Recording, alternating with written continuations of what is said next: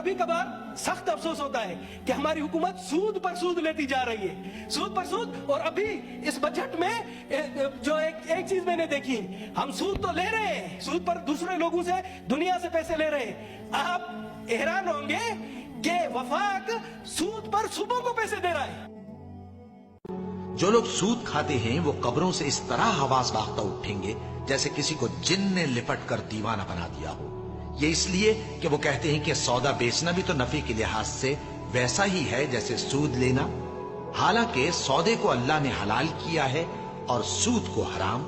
تو جس شخص کے پاس اللہ کی نصیحت پہنچی اور وہ سود لینے سے باز آ گیا تو جو پہلے ہو چکا وہ اس کا، اور قیامت میں اس کا معاملہ اللہ کے سپرد.